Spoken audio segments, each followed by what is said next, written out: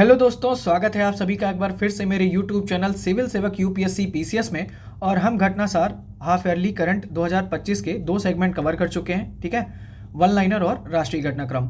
आज हम देखेंगे अंतर्राष्ट्रीय घटनाक्रम। तो आइए शुरू करते हैं। लेकिन उससे पहले अगर आपने चैनल को सब्सक्राइब नहीं किया है तो प्लीज़ आप चैनल को सब्सक्राइब करें। और अगर वीडियो देखने के बाद आपको अच्छा लगता है तो आप प्लीज़ वीडियो को लाइक ज़रूर करें। ठीक है, तो आइए देखते हैं अंतर्राष्ट्रीय घटनाक्रम में पहला टॉपिक, जो कि है प्रधानमंत्री मोदी की श्रीलंका यात्रा।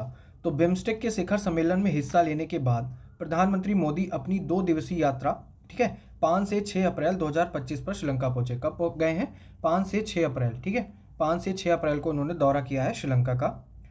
और जहां श्रीलंका के राष्ट्रपति दिसानायके के साथ द्विपक्षीय वार्ता से पहले प्रधानमंत्री मोदी का कोलंबो के मध्य में स्थित ऐतिहासिक स्वतंत्रता चौक यानी इंडिपेंडेंस स्क्वायर पर औपचारिक स्वागत किया गया। यह पहली बार था कि किसी अन्य देश के नेता को यहां इस प्रकार सम्मानित किया गया है। ठीक है, अब इंडिपेंडेंस स्क्वायर था क्या, तो ये देख लीजिए। इंडिपेंडेंस स्क्वायर राष्ट्रीय दिवस समारोह का एक स्थल है और इसका नाम स्वतंत्रता स्मारक सभागार से लिया गया है। फिर आगे देखते हैं। भारत और श्रीलंका के बीच में जो बातचीत हुई है वहाँ पर 7 समझौतों पर हस्ताक्षर किए गए हैं। ठीक है, वहीं रक्षा समझौते होते हैं, नॉर्मल सी चीज़ें, हेडिंग देख लीजिए, उसके अंदर का कुछ होगा तो देख लेंगे। रक्षा सहयोग समझौता हुआ है। ऊर्जा क्षेत्र में सहयोग पर क्या हुआ है कि भारत, श्रीलंका और संयुक्त अरब अमीरात के बीच ऊर्जा के क्षेत्र में एक त्रिपक्षीय समझौता हुआ है। ठीक है, 3 देशों के मध्य समझौता हुआ है ऊर्जा के मामले में। भारत शामिल है, श्रीलंका और संयुक्त अरब अमीरात है इसमें। और इसमें श्रीलंका के त्रिंकोमाली बंदरगाह को ऊर्जा केंद्र के रूप में विकसित करने की दिशा में सहयोग शामिल है। तो कौन से बंदरगाह को विकसित किया जाएगा ऊर्जा केंद्र के रूप में? त्रिंकोमाली को। ठीक है, ये याद रखना। त्रिंकोमाली बंदरगाह कहाँ है? श्रीलंका में है, जिसे भारत, श्रीलंका और संयुक्त अरब अमीरात मिलकर जो है ऊर्जा केंद्र के रूप में विकसित करेंगे। स्वास्थ्य क्षेत्र में सहयोग की बात हुई है। दवा उद्योग में क्या हुआ है कि श्रीलंका और भारत के बीच दवा उद्योग में सहयोग को बढ़ाने के लिए एक महत्वपूर्ण समझौता हुआ है। सांस्कृतिक और धार्मिक जीर्णोद्धार, तो श्रीलंका में सीता एलिया सहित कई मंदिरों के जीर्णोद्धार के लिए भारत ने सहयोग का भरोसा दिया है। 5 अप्रैल 2025 को पीएम मोदी को भारत और श्रीलंका के बीच ऐतिहासिक संबंधों को मजबूत करने में उनके विशिष्ट योगदान के लिए श्रीलंका का सर्वोच्च नागरिक सम्मान श्रीलंका मित्र विभूषण से सम्मानित किया गया है। ठीक है, श्रीलंका मित्र विभूषण मिला है अभी पीएम मोदी को। प्रधानमंत्री मोदी को मिला यह 22वां अंतर्राष्ट्रीय पुरस्कार है, यानी इससे पहले उन्हें 21 देशों से वहां के सर्वोच्च नागरिक सम्मान मिल चुके हैं। अभी उनको ये 22वां अंतर्राष्ट्रीय पुरस्कार मिला है। किससे? श्रीलंका से। बात करें मित्र विभूषण की, ये मित्रा या मित्र विभूषण, ये श्रीलंका का सर्वोच्च नागरिक पुरस्कार है, जिसे पहली बार 2008 में शुरू किया गया था। इससे पहले यह सम्मान मालदीव के पूर्व राष्ट्रपति मौमून अब्दुल गयूम और फिलिस्तीनी नेता यासर अराफात को दिया जा चुका है। तो इसमें सिर्फ इतना ही याद रखना है, ठीक है, कि किसको दिया गया है। मोदी से पहले कि किसी अन्य विदेशी उनको दिया गया है ना, तो राष्ट्रपति को, तो एक है मालदीव के राष्ट्रपति और फिलिस्तीनी नेता, उनको दिया गया है और अब मोदी जी को मिला है। फिर अगला टॉपिक है छठा बिम्स्टेक शिखर सम्मेलन। ठीक है, क्या है? छठा बिम्स्टेक शिखर सम्मेलन 2025। इंपॉर्टेंट टॉपिक है, मार्क कर लीजिए। कब से कब तक हुआ है? 4 अप्रैल को आयोजित हुआ। ठीक है, 4 अप्रैल को आयोजित हुआ और यहाँ से जब हो गया बिम्स्टेक, उसके बाद वो श्रीलंका गए हैं। तो छठा बिम्स्टेक शिखर सम्मेलन 2022 के पिछला जो था वो वर्चुअल शिखर सम्मेलन था। ठीक है, कि 3 साल बाद बैंकॉक, थाईलैंड में 4 अप्रैल 2025 को आयोजित किया गया। तो ये कौन सा है? छठा बिम्स्टेक शिखर सम्मेलन है। 5वां जो हुआ था 2022 में हुआ था और वो वर्चुअली हुआ था। इस शिखर सम्मेलन का विषय क्या था? प्रॉस्परस, रिजाइलिएंट एंड ओपन बिम्स्टेक, यानी बिम्स्टेक समृद्ध, लचीला और खुला। थाईलैंड के प्रधानमंत्री हैं पैतोंगतान सिनवात्रा। इन्होंने स्वागत भाषण दिया था और यहाँ पर बैंकॉक विजन 2030 दस्तावेज को अपनाया गया। ठीक है, बस इतना ही काम की चीज़ें हैं। फिर प्रधानमंत्री मोदी ने छठे बिम्स्टेक सम्मेलन में 21 सूत्री कार्य योजना का अनावरण किया है। ये आपको याद रखना है कि कहाँ पर अनावरण किया है इसका? छठे बिम्स्टेक सम्मेलन में 21 सूत्री कार्य योजना का अनावरण हुआ है। अब इसमें क्या है, कुछ बिंदु देख लेते हैं कि सदस्य देश, जो मतलब बिम्स्टेक के सदस्य हैं, उन सदस्य देशों के छात्रों को भारतीय वन अनुसंधान संस्थान और नालंदा विश्वविद्यालय में छात्रवृत्ति दी जाएगी। कहाँ पर? भारतीय वन अनुसंधान संस्थान में और नालंदा विश्वविद्यालय में। बिम्स्टेक देशों के युवा राजनयिकों को हर साल भारत में प्रशिक्षण देने की बात भी रखी है। टाटा मेमोरियल कैंसर सेंटर सदस्य देशों में कैंसर उपचार व्यवस्था को बेहतर बनाएगा। भारत ने बिम्स्टेक देशों में विभिन्न पेशेवरों के लिए कौशल विकास, प्रशिक्षण, छात्रवृत्ति और क्षमता निर्माण के लिए बोधि कार्यक्रम की शुरुआत की है। ठीक है, आगे देखते हैं। आगे क्या है कि भारत ने इस अवसर पर BIMSTEC centre of excellence for disaster management और बिम्स्टेक चैम्बर ऑफ कॉमर्स के गठन का प्रस्ताव दिया है। तो ये प्रस्ताव किसने दिया है? भारत ने प्रस्ताव दिया है, centre of excellence for disaster management और बिम्स्टेक चैम्बर ऑफ कॉमर्स। ठीक है, 4 अप्रैल 2025 को बांग्लादेश आधिकारिक तौर पर अगले 2 वर्षों के लिए बिम्स्टेक का नया अध्यक्ष बन गया है। तो ये आपको याद रखना है। ठीक है, अभी इस साल जो था छठे वाले का कौन था? थाईलैंड था। अब जो अगला होगा तो अगले 2 वर्षों के लिए बांग्लादेश बिम्स्टेक का आधिकारिक तौर पर अध्यक्ष बन गया है। अब बिम्स्टेक में शामिल कौन है? एक बार फुल फॉर्म देख लेना आपने कि bay of Bengal initiative for multi sectoral technical and economic cooperation. कौन से देश हैं इसमें? बांग्लादेश है, भूटान, भारत, म्यांमार, नेपाल, श्रीलंका और थाईलैंड इसमें शामिल हैं। एक है अगला ग्लास सीलिंग इंडेक्स 2025। तो आपको ये तो पता है कि अंतर्राष्ट्रीय महिला दिवस हर साल 8 मार्च को मनाया जाता है। तो लंदन स्थित द इकोनॉमिस्ट द्वारा संकलित ग्लास सीलिंग इंडेक्स, ठीक है, ग्लास सीलिंग इंडेक्स GCI 2025 कार्यरत महिलाओं जो वर्किंग वुमेन हैं उनके लिए सर्वश्रेष्ठ और सबसे कठिन देशों की तुलनात्मक समीक्षा प्रस्तुत करता है। तो इस इंडेक्स का यही काम है। ठीक है, अब इसमें क्या है? तो इस साल स्वीडन ने आइसलैंड को पछाड़कर कार्यरत महिलाओं के लिए सर्वश्रेष्ठ देश का स्थान फिर से प्राप्त किया है। तो सबसे पहले उसमें आइसलैंड था, अब उसको पछाड़ दिया स्वीडन ने और उसने शीर्ष स्थान प्राप्त किया है। ग्लास सीलिंग इंडेक्स जो है वो आर्थिक सहयोग और विकास संगठन यानी OECD के 20 देशों में महिलाओं के लिए काम करने की स्थितियों का मूल्यांकन करता है और भारत जो कि है वो OECD का सदस्य नहीं है, इसलिए इस इंडेक्स में भारत नहीं है। ठीक है, बाकी यहाँ पर बहुत सारी चीज़ें दी हैं, वो आपके काम की है नहीं कि कितनी भागीदारी भारत के हिसाब से इंपॉर्टेंट रहती है। अब इस इंडेक्स में शीर्ष 10 सर्वश्रेष्ठ देश कौन है? तो नंबर 1 पर है फ्रांस। ठीक है, फ्रांस कौन सा? यूरोप से है। स्पेन यूरोप से है। ऑस्ट्रेलिया, ओशिनिया, स्वीडन यूरोप, पुर्तगाल यूरोप। तो शुरुआत के 5 ही देख लीजिए, बाकी देखने की जरूरत है नहीं। ठीक है, फिर आगे देख लेते हैं। यहाँ पर बहुत ज़्यादा डिटेल में दिया है, रैंक, वेतन और ये सारी चीज़ें आपकी उतनी काम की है नहीं। ठीक है, तो उसको छोड़ देते हैं। अगला है प्रधानमंत्री मोदी का मॉरिशस यात्रा।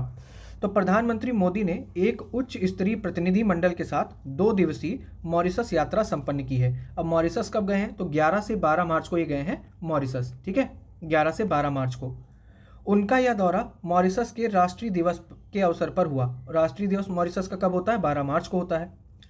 प्रधानमंत्री मोदी की यह यात्रा न केवल द्विपक्षीय संबंधों को मजबूत करने का प्रयास था बल्कि भारत के सागर विजन, अब सागर विजन क्या है भारत का? Security and growth for all in the region, ठीक है, को भी रेखांकित करता है, जिसमें हिंद महासागर क्षेत्र के देशों के साथ सांस्कृतिक और आर्थिक सहयोग को बढ़ाना शामिल है। तो ये जो सागर विजन है इसका उद्देश्य क्या है? जो हिंद महासागर क्षेत्र में स्थित देश हैं उनके साथ सांस्कृतिक और आर्थिक सहयोग को बढ़ाना है, ये आपको याद रखना है।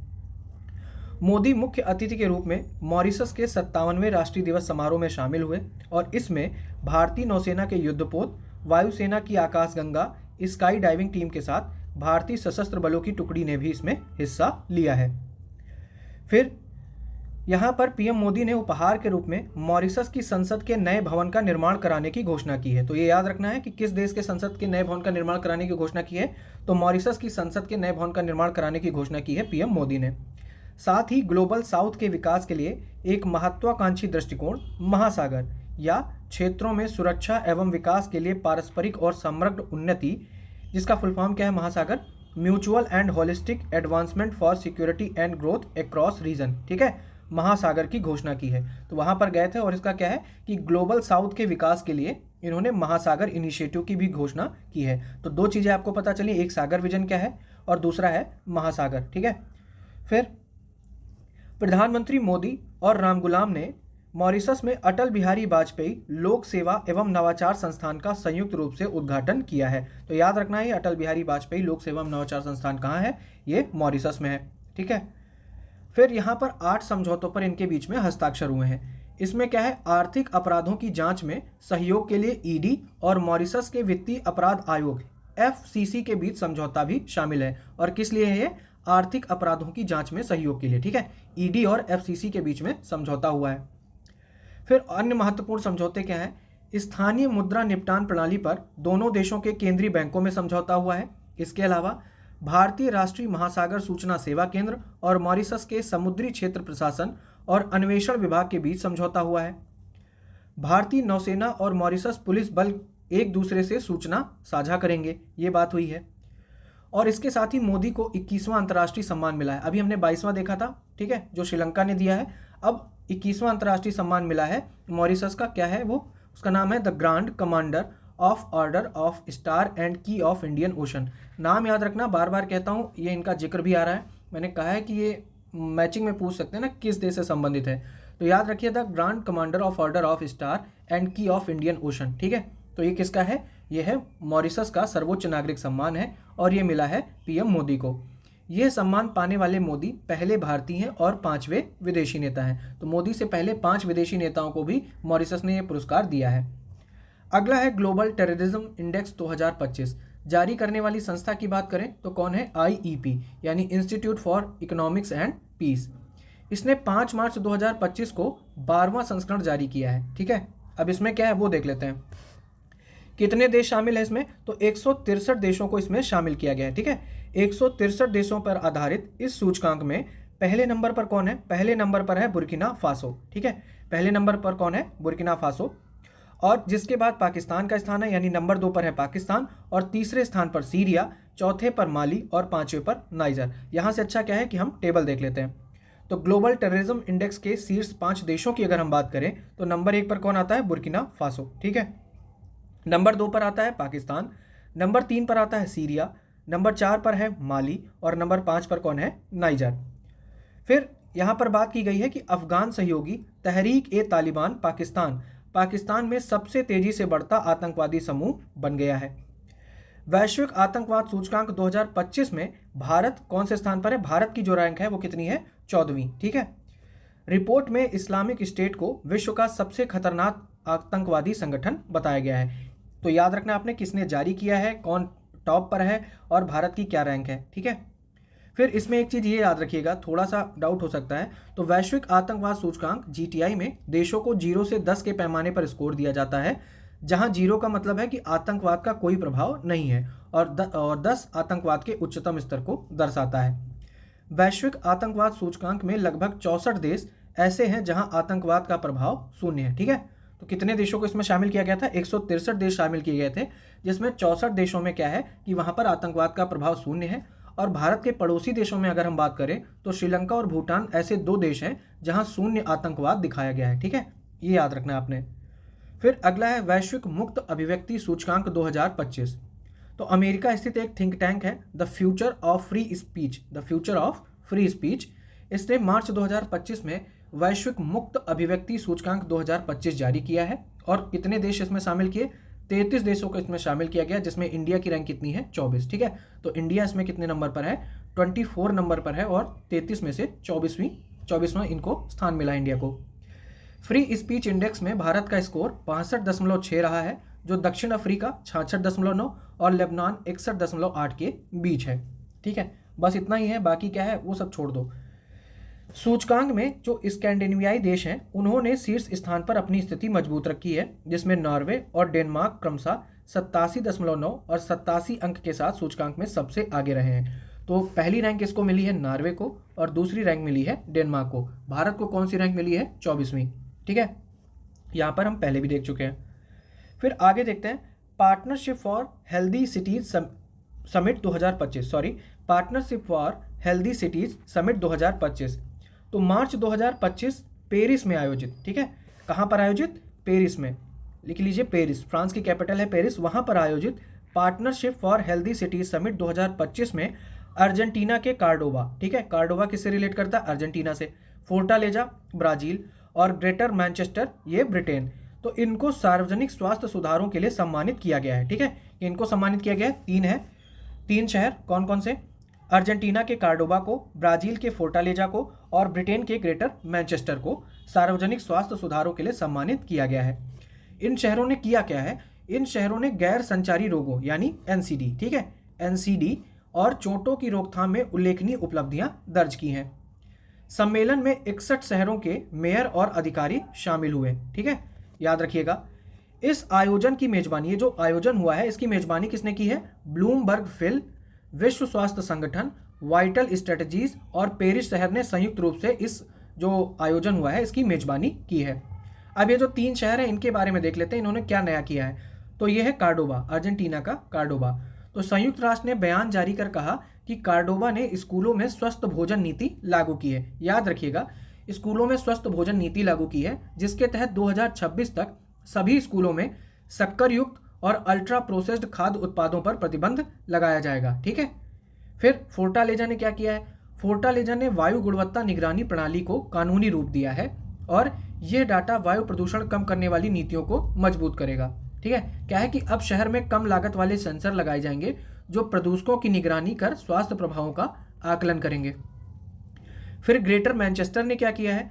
तो ग्रेटर मैनचेस्टर ने धूम्रपान मुक्त सार्वजनिक स्थलों की संख्या बढ़ाई है और इस पहल के तहत शहर का पहला धूम्रपान मुक्त पार्क खोला गया है। ठीक है। तो ये चीजें हो गई, इन शहरों ने इन क्षेत्रों में काम किया है। अगला है वैश्विक खुशहाली रिपोर्ट 2025। तो 20 मार्च 2025 को अंतर्राष्ट्रीय खुशहाली दिवस के अवसर पर वेल बीइंग रिसर्च सेंटर किसके द्वारा? वेल बीइंग रिसर्च सेंटर द्वारा वैश्विक खुशहाली रिपोर्ट यानी वर्ल्ड हैप्पीनेस रिपोर्ट 2025 प्रकाशित की गई है और यह एक वार्षिक वैश्विक प्रकाशन है, यानी ये हर साल जारी की जाती है। ठीक है। जो पहली जारी हुई थी वो कब हुई थी? 2012 को ये जारी की गई थी। इस रिपोर्ट को ऑक्सफोर्ड विश्वविद्यालय के वेलबींग रिसर्च सेंटर, जो हमने देखा अभी वेलबींग रिसर्च सेंटर, वो किसका है? ऑक्सफोर्ड विश्वविद्यालय है। ठीक है। उसके द्वारा प्रकाशित किया जाता है और इनका सहयोग लिया जाता है। तो एक तो गैलप वर्ल्ड पोल का, दूसरा संयुक्त राष्ट्र सतत विकास समाधान नेटवर्क का। ठीक है। बेसिकली ऑप्शन में यही दिया होता है कि कौन जारी करता है, तो ये संयुक्त राष्ट्र सतत विकास समाधान नेटवर्क वहां पर ऑप्शन में रहता है। के स्वतंत्र संपादकीय बोर्ड के प्रमुख विशेषज्ञ भी इसमें शामिल हैं। ठीक है। इसके प्रमुख कारक क्या है, मतलब इंडिकेटर क्या है? एक तो है सामाजिक समर्थन, प्रति व्यक्ति जीडीपी, स्वस्थ जीवन प्रत्याशा, स्वतंत्रता, उदारता और भ्रष्टाचार की अनुपस्थिति। इन इंडिकेटर्स के आधार पर ये रैंकिंग जारी की जाती है। ठीक है। फिर आगे देखते हैं। वैश्विक खुशहाली रिपोर्ट 2025 में शीर्ष प्रदर्शन करने वाले देशों में फिनलैंड नंबर 1 पर है, नंबर 2 पर है डेनमार्क और नंबर 3 पर कौन है? आइसलैंड। ठीक है। टेबल बनी होगी, उसके थ्रू देखते हैं कि सूचकांक रिपोर्ट में शामिल शीर्ष 10 देश। तो हम टॉप 4 देख लेते हैं। नंबर 1 पर कौन है? फिनलैंड है। तो वर्ल्ड हैप्पीनेस इंडेक्स में कौन है? फिन। ठीक है। हैप्पी से फन आता है, तो ये फिनलैंड हो गया नंबर 1 पर। 2 पर हो गया डेनमार्क, नंबर 3 पर है आइसलैंड और नंबर 4 पर कौन है? स्वीडन। ठीक है। टॉप 4 याद रखिएगा। फिर रिपोर्ट में अफगानिस्तान 147 दुनिया का सबसे कम खुशहाल देश बन चुका है, यानी इस जो सूचकांक में कितने देश शामिल किए गए थे? 147 देश शामिल किए गए थे और जो सबसे अंतिम पोजीशन आई है वो किसकी आई है? अफगानिस्तान की आई है। फिर ये देखिए सबसे कम खुशहाल 5 देश, तो 147 है अफगानिस्तान का। ठीक है। 146 है सियरा लियोन का, 145 लेबनान का, 144 मलावी और 143 किसका है? जिम्बाब्वे का। भारत की रैंक क्या रही है? तो भारत ने इस सूचकांक में 118वां स्थान हासिल किया है, यानी 147 देशों में भारत की रैंक कितनी है? 118वीं है। ठीक है। और पिछले वर्ष की तुलना में सुधार भी दर्शाता है, क्योंकि पिछले वर्ष 143 देशों में 126वां स्थान था भारत का। अब उसके पड़ोसी देशों की क्या स्थिति रही है, ये कभी मैचिंग में पूछ सकता है, तो याद रखिएगा थोड़ा। ठीक है। 68 नंबर पर जो हैप्पीनेस इंडेक्स है, 68 पर कौन है? चाइना है। 92 पर नेपाल है, 109 पर पाकिस्तान है, 118 पर भारत है ही और 133 पर बांग्लादेश, 134 पर श्रीलंका। तो पड़ोसी देशों में अगर बात करें तो बांग्लादेश और श्रीलंका जो हैं वो भारत की रैंकिंग से पीछे हैं, बाकी चीन, नेपाल और पाकिस्तान आगे हैं। भारत की खुशहाली रैंकिंग में पीछे रहने के प्रमुख कारणों में एक तो क्या है? व्यक्तिगत स्वतंत्रता का सीमित होना। इस मामले में भारत का स्कोर सबसे कम दर्ज किया गया है। ठीक है। ये वाली सारी चीजें हो गई। एक और रिपोर्ट आई है विश्व जल विकास रिपोर्ट 2025। तो संयुक्त राष्ट्र की एक एजेंसी है यूनेस्को। ठीक है। इसने 25 मार्च 2025 को विश्व जल विकास रिपोर्ट 2025 में ग्लेशियरों के तेजी से पिघलने पर गहरी चिंता व्यक्त की है। तो विश्व जल विकास रिपोर्ट जारी किसने किया है? जारी किया है यूनेस्को ने। ठीक है। रिपोर्ट के अनुसार दुनिया की कुल 8.2 अरब आबादी में 2 अरब से अधिक लोग मीठे जल और भोजन की गंभीर समस्या का सामना कर रहे हैं।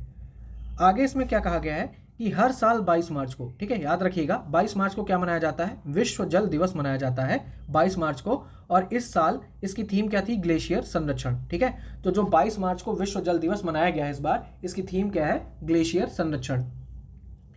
फिर काम की चीज़ें नहीं है, बहुत ज़्यादा डेटा है, वो आपके काम का है नहीं। फिर देख लेते हैं, एक ये देख लीजिए कि 1975 से अब तक 9000 टन से अधिक बर्फ जलवायु परिवर्तन के कारण पिघल चुकी है और अकेले 2024 में 450 गीगाटन बर्फ का नुकसान हुआ है। ठीक है, फिर रिपोर्ट के अनुसार जलवायु परिवर्तन से ग्लेशियरों के सिकुड़ने और पर्वतीय क्षेत्रों में घटती बर्फबारी के कारण दुनिया की 2/3 कृषि भूमि प्रभावित हो सकती है। कितनी? 2/3 कृषि भूमि प्रभावित हो सकती है।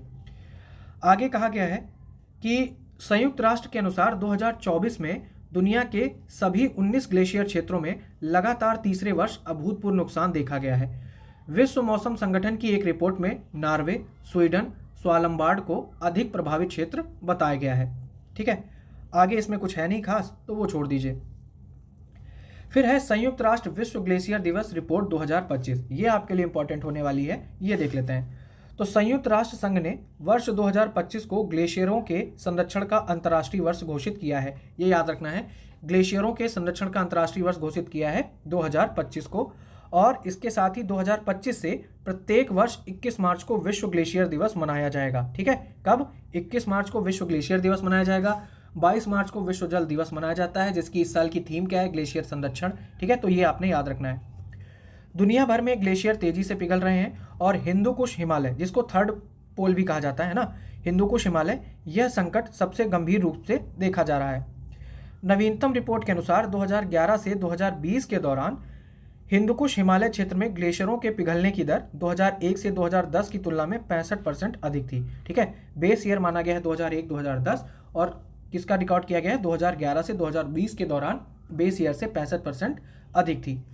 अब ये जो हिंदुकुश हिमालय क्षेत्र है, ये 8 देशों में फैला हुआ है। कौन से? अफगानिस्तान, बांग्लादेश, भूटान, चीन, भारत, म्यांमार, नेपाल और पाकिस्तान में फैला हुआ है। यह क्षेत्र 10 प्रमुख नदी घाटियों का स्रोत भी है और 1.1 अरब लोग पर्वतीय क्षेत्रों में रहते हैं, जिनमें से 2/3 शहरी क्षेत्रों में है। फिर इसमें आगे क्या कहा गया है कि थर्ड पोल, जिसकी बात की जा रही थी, हिंदुकुश हिमालय अंटार्कटिक और आर्कटिक के बाहर सबसे अधिक बर्फ भंडारण करता है। तो आपको बेसिकली ये याद रखना था 21 मार्च को क्या मनाया जाएगा और अंतर्राष्ट्रीय वर्ष 2025 को क्या घोषित किया गया है। ठीक है, फिर 7वीं विश्व वायु गुणवत्ता रिपोर्ट 2024, तो किसने जारी किया है? तो एक स्विस कंपनी है IQ एयर। ठीक है, IQ एयर ने जारी किया है विश्व वायु गुणवत्ता रिपोर्ट। ठीक है, स्विस कंपनी है। 7वीं वार्षिक विश्व वायु गुणवत्ता रिपोर्ट 2024 जारी की है और 138 देशों के 8,954 स्थानों में 40,000 से अधिक वायु गुणवत्ता निगरानी स्टेशनों के वायु गुणवत्ता आंकड़ों का प्रयोग किया है। देश 138 शामिल है, इतना याद रखना बस। नवीनतम रिपोर्ट में विश्व के 20 सबसे प्रदूषित शहरों की सूची जारी की गई है। ठीक है, जो टॉप 20 मोस्ट पॉल्यूटेड सिटीज हैं उनकी बात की गई है, और इस रिपोर्ट के अनुसार सबसे प्रदूषित 20 शहरों की सूची में सर्वाधिक शहर 13। ठीक है, मतलब जो टॉप 20 हैं उसमें सर्वाधिक शहर 13 भारत में स्थित हैं, तथा भारत को विश्व का 5वां सबसे प्रदूषित देश बताया गया है। अब आगे देखते हैं। रिपोर्ट के अनुसार उत्तरी अमेरिका में सबसे उच्च प्रदूषण वाला शहर कौन है? कैलिफोर्निया है। ठीक है, आगे देख लेते हैं काम की चीज कि वैश्विक स्तर पर 5 सबसे प्रदूषित देश कौन से हैं। ठीक है, यहीं से सवाल बनेगा और ये जरूरी है। तो 5 सबसे प्रदूषित देश में नंबर 1 पर कौन है? चाड। ठीक है, मोस्ट पॉल्यूटेड कंट्री टॉप 5 कौन सी है? नंबर 1 पर है चाड, नंबर 2 पर है बांग्लादेश, नंबर 3 पर कौन है? पाकिस्तान, नंबर 4 पर है डेमोक्रेटिक रिपब्लिक ऑफ कॉन्गो, और नंबर 5 पर कौन है? भारत। ठीक है, नंबर 5 पर है भारत। तो भारत पिछले वर्ष की तुलना में तीसरे स्थान से 5वें स्थान पर आ गया है। तो पिछले वर्ष भारत की रैंक थी तीसरी, इस बार उसकी रैंक क्या आ गई है? 5वीं। विश्व का सबसे प्रदूषित शहर मेघालय में स्थित कौन है? बर्निहाट। ठीक है, जो विश्व का सबसे प्रदूषित शहर है वो मेघालय में स्थित बर्निहाट है। राजधानी नई दिल्ली लगातार 6ठे साल दुनिया की सबसे प्रदूषित राजधानी रही है।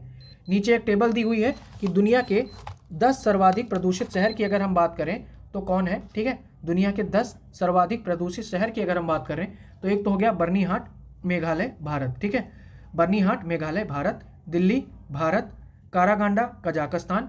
मुल्लापुर, पंजाब, ये कहाँ है? भारत में। ठीक है, नंबर 1 पर बर्निहाट आपने देख ही लिया, नंबर 2 पर दिल्ली है, नंबर 3 पर कारागांडा, कजाकिस्तान, नंबर 4 पर मुल्लापुर, पंजाब, भारत, नंबर 5 पर है लाहौर, पाकिस्तान। ठीक है, 5 याद रखिए बस। सर्वाधिक प्रदूषित 20 शहरों में शामिल 13 भारतीय शहरों में अन्य शहर कौन से हैं? गुड़गांव हो गया, गंगानगर, ग्रेटर नोएडा, भिवंडी, मुजफ्फरनगर, हनुमानगढ़ और नोएडा। ठीक है, तो ये हैं 13 भारतीय शहर टॉप 20 में। फिर अगला देखते हैं, सिप्री ने वैश्विक हथियार हस्तांतरण रिपोर्ट 2025 जारी की है। तो इसमें है कि मार्च 2025 में सिप्री ने वैश्विक स्तर पर हथियारों के हस्तांतरण पर एक नवीनतम रिपोर्ट जारी की है, ठीक है। और इसमें कहा है कि रिपोर्ट के अनुसार वर्ष 2020-2024 में प्रमुख हथियारों के अंतर्राष्ट्रीय हस्तांतरण में वर्ष 2015 से 2019 की तुलना में 0.6% की कमी आई है। तो बेस ईयर माना है 2015 से 19 और तुलना की है 2020 और 24 से। तो क्या निकला है कि इसमें जो अंतर्राष्ट्रीय हस्तांतरण है प्रमुख हथियारों में, उसमें 0.6% की कमी आई है। वर्ष 2015 से 2019 और 2020 से 2024 के बीच यूएसए द्वारा हथियारों के निर्यात में 21% की वृद्धि हुई है, ठीक है। यूएसए ने हथियारों के निर्यात में 21% की वृद्धि हुई है, जबकि रूस द्वारा निर्यात में 65% की कमी आई है। वर्ष 2020-2024 में फ्रांस प्रमुख हथियारों का दूसरा सबसे बड़ा निर्यातक देश था, ठीक है। ये प्रमुख हथियारों का दूसरा था, पहला आपने यूएसए देख ही लिया है। वर्ष 2020-2024 में यूक्रेन दुनिया का सबसे बड़ा हथियार आयातक देश था। कौन था? दुनिया का सबसे बड़ा हथियार आयातक देश था यूक्रेन, जिसका वैश्विक आयात में 8.8% हिस्सा रहा है, ठीक है। और आयातक देशों में यानी हथियारों के आयातक में भारत का स्थान क्या रहा है? भारत का दूसरा स्थान रहा है। और हथियार आयात का सबसे बड़ा हिस्सा यानी 35% ये कहाँ से आया है? रूस से आया है। फिर आगे देखते हैं, सर्वाधिक हथियार आयातक 10 देशों की अगर हम बात करें तो नंबर 1 पर कौन है? यूक्रेन है, ठीक है। वैश्विक आयात में हिस्सेदारी 8.8। उसके बाद नंबर 2 पर है भारत, इसकी हिस्सेदारी कितनी है? 8.3 है। कतर 6.8, सऊदी अरब 6.8, ठीक है। तो नंबर 1 पर यूक्रेन, नंबर 2 पर भारत, नंबर 3 पर कतर, फिर सऊदी अरब और नंबर 5 पर है पाकिस्तान। और वर्ष 2020 से 2024 में हथियारों के 5 सबसे बड़े निर्यातकों की अगर हम बात करें तो इन 4 सालों में सबसे ज़्यादा हथियार निर्यात किया अमेरिका ने, वैश्विक निर्यात का 4.3%, ठीक है। फिर फ्रांस ने, फ्रांस दूसरे नंबर पर है। तो देख लीजिए, पहले नंबर पर अमेरिका, दूसरे नंबर पर फ्रांस, तीसरे नंबर पर रूस है। इन देशों की कुल वैश्विक निर्यात में कितनी? 72% हिस्सेदारी है। कितनी है? 72% हिस्सेदारी है, ठीक है। अगला है कि दुनिया का सबसे बड़ा हिमखंड A23A साउथ जॉर्जिया के पास फंसा हुआ है, ठीक है। तो हाल ही में दुनिया का सबसे बड़ा हिमखंड A23A, पूछ सकते हैं कि न्यूज़ में रहा A23A क्या है, तो ये दुनिया का सबसे बड़ा हिमखंड है। ये ब्रिटिश प्रवासी क्षेत्र साउथ जॉर्जिया के पास फंस गया है, जो अपनी विविध वन्यजीव आबादी के लिए प्रसिद्ध है। यह हिमखंड वन्यजीवों के लिए भोजन मार्ग बाधित कर सकता है। A23A दुनिया का सबसे बड़ा हिमखंड है जो रोड आइलैंड के आकार का और लगभग 1 ट्रिलियन टन वजनी है। इसमें सिर्फ इतना ही है, ये याद रखना है आपने, ठीक है, कि ये है क्या। फिर अगला है जलवायु जोखिम सूचकांक 2025। तो पर्यावरणीय थिंक टैंक है जर्मन वॉच, इसने क्लाइमेट रिस्क इंडेक्स यानी जलवायु जोखिम इंडेक्स 2025 जारी किया है। याद रखिएगा किसने जारी किया है? जर्मन वॉच ने। यह सूचकांक में 171, इस सूचकांक में 171 देशों को शामिल किया गया है। वर्ष 2022 में सर्वाधिक प्रभावित शीर्ष देशों में पाकिस्तान, बेलीज एवं इटली शामिल हैं। फिर आगे कहा गया है कि वर्ष 1993 से 2022, ठीक है, क्या अवधि है? 1993 से 2022 की अवधि है। इसमें अत्यंत असामान्य चरम घटनाओं से सर्वाधिक प्रभावित देश कौन से हैं? नंबर 1 पर डोमिनिका, होंडुरास, म्यांमार और वानुअतु। बार बार होने वाली चरम घटनाओं, ठीक है, जो बार बार होने वाली चरम घटनाएं हैं उनसे प्रभावित देश कौन से हैं? चाइना है, भारत है और फिर फिलीपींस है। यानी इस सूचकांक में, ये जो जलवायु जोखिम सूचकांक है, इसमें सर्वाधिक प्रभावित देशों में भारत को 6ठी रैंक प्रदान की गई है। तो याद रखिएगा जलवायु जोखिम सूचकांक में भारत की रैंक क्या है? 6ठी। फिर भारत से पहले डोमिनिका जो है वो पहले नंबर पर है। पहले नंबर पर कौन है? डोमिनिका है। नंबर 2 पर है चाइना, ठीक है। नंबर 3 पर है होंडुरास, नंबर 4 पर म्यांमार और नंबर 5 पर है इटली। तो ये क्रोनोलॉजी याद करना है और भारत को मिली है 6ठी रैंक। फिर प्रधानमंत्री मोदी की अमेरिकी यात्रा, इसके बारे में देखते हैं। तो 10 से 12 फरवरी, ठीक है, कब? 10 से 12 फरवरी की अपनी फ्रांस यात्रा के पश्चात प्रधानमंत्री मोदी 2 दिवसीय 13 से 14 फरवरी यात्रा पर अमेरिका पहुंचे। तो पहले ये 10 से 12 फरवरी कहाँ थे? फ्रांस में थे, ठीक है। उसके बाद 13 से 14 कहाँ गए? ये यूएसए की यात्रा पर गए हैं। फिर व्हाइट हाउस में राष्ट्रपति डोनाल्ड ट्रंप के साथ प्रधानमंत्री श्री मोदी की मुलाकात व्हाइट हाउस में 13 फरवरी को हुई। फिर आगे देखते हैं, द्विपक्षीय सहयोग के प्रमुख स्तंभों में परिवर्तनकारी बदलाव लाने के लिए एक नई पहल 21वीं सदी के लिए यूएस इंडिया कॉम्पैक्ट सैन्य साझेदारी, त्वरित वाणिज्य और प्रौद्योगिकी के अवसरों को उत्प्रेरित करना। ठीक है, US India compact, catalysing opportunities for military partnership, accelerated commerce and technology. ठीक है, इन्होंने टेक्नोलॉजी की स्पेलिंग गलत लिखी है, तो याद रखिएगा, इस पर इनकी बात हुई है। दोनों देशों के बीच एक नई 10 वर्षीय रक्षा साझेदारी पर भी हस्ताक्षर हुआ है। ठीक है, कितना, 10 वर्षीय रक्षा साझेदारी है। रक्षा सहयोग के विस्तार के लिए भारत को 6P-81 मैरीटाइम पेट्रोल विमान, अब याद रखिएगा ये 6P-81 क्या है, ये एक पेट्रोल विमान है, तथा अत्याधुनिक F-35 लड़ाकू विमान प्रदान करने को सहमति भी अमेरिका की ओर से दी गई है। फिर परस्पर सहयोग संवर्धन के लिए श्री मोदी ने अपने MIGA, make India great again vision को ट्रंप के मागा, ठीक है, मागा क्या है, मेक अमेरिका ग्रेट अगेन नारे से जोड़ा है। तो मीगा है मेक इंडिया ग्रेट अगेन और मागा क्या है, मेक अमेरिका ग्रेट अगेन। ठीक है, तो ये याद रखना थोड़ा बहुत। दोनों नेताओं ने 2025 में नई पहलों की घोषणा करने के लिए अगले 6 महीनों के भीतर भारत मध्य पूर्व यूरोप कॉरिडोर यानी IMEC और I2U2 यानी भारत, इजराइल, संयुक्त अरब अमीरात व अमेरिका समूह के भागीदारों को बुलाने की योजना बनाई है। ठीक है, I2U2 में कौन है, भारत है, इजराइल है, संयुक्त अरब अमीरात है और अमेरिका है। फिर आगे देखते हैं एक्सेस नाउ की वर्ष 2024 की वैश्विक इंटरनेट शटडाउन रिपोर्ट। तो ये वैश्विक इंटरनेट शटडाउन रिपोर्ट है किसकी, एक्सेस नाउ की है। ठीक है, तो इसमें देखते हैं कि वैश्विक इंटरनेट शटडाउन की रिकॉर्ड उच्च संख्या पर प्रकाश डाला गया है, जिसमें म्यांमार 85 शटडाउन मामलों के साथ सूची में सबसे ऊपर है और दूसरे पर कौन है, भारत। यानी सबसे ज़्यादा जो शटडाउन के मामले देखे गए हैं वो कहाँ देखे गए हैं, नंबर 1 पर म्यांमार है और भारत है नंबर 2 पर। भारत में कुल इंटरनेट शटडाउन की 84 घटनाएं हुई हैं, जबकि म्यांमार में कितनी हुई हैं, 85 हुई हैं। फिर इस दौरान भारत में सबसे अधिक 21 बार इंटरनेट शटडाउन की घटनाएं कहाँ हुई, मणिपुर में, ये आपको पता ही होगा क्यों हुई है। और इसके बाद हरियाणा में 12 बार तथा जम्मू कश्मीर में 12 बार का स्थान रहा है।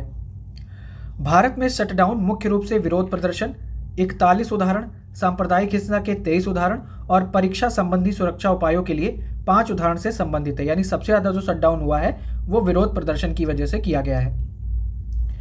वर्ष 2024 में विश्व में कुल 54 देशों में 296 इंटरनेट शटडाउन किए गए हैं। म्यांमार 85, भारत 84 और पाकिस्तान 21। ठीक है, भारत में इंटरनेट शटडाउन के लिए कानूनी प्रावधान क्या है ये देख लेते हैं। तो भारत में इंटरनेट शटडाउन दूरसंचार अधिनियम 2023 के तहत जारी दूरसंचार नियम 2024 द्वारा शासित होते हैं। किसके द्वारा होते हैं, दूरसंचार अधिनियम 2023 के तहत जारी दूरसंचार नियम 2024 द्वारा।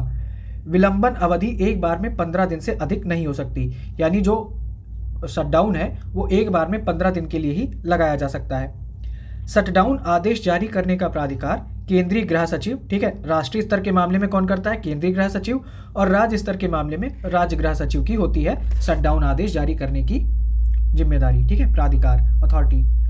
फिर ये एक याद रखिएगा, जो अनुराधा भसीन बनाम भारत संघ का 2020 वाला मामला है, अनुराधा भसीन बनाम भारत संघ 2020, इस मामले में भारत के सर्वोच्च न्यायालय ने घोषणा की है कि अनिश्चितकालीन इंटरनेट शटडाउन गैर कानूनी है और ऐसे प्रतिबंधों को अनुपात तक आवश्यक मानकों का पालन करना चाहिए। तो याद रखिएगा, ये जो अनुराधा भसीन बनाम भारत संघ मामला है किससे है, इंटरनेट शटडाउन के गैर कानूनी उपयोग से है। ठीक है, प्रधानमंत्री मोदी की फ्रांस यात्रा, अभी ऊपर आपने देखा था कि 10 से 12 फरवरी वहां थे फ्रांस में, उसके बाद जो है 13 से 14 फरवरी अमेरिका गए थे।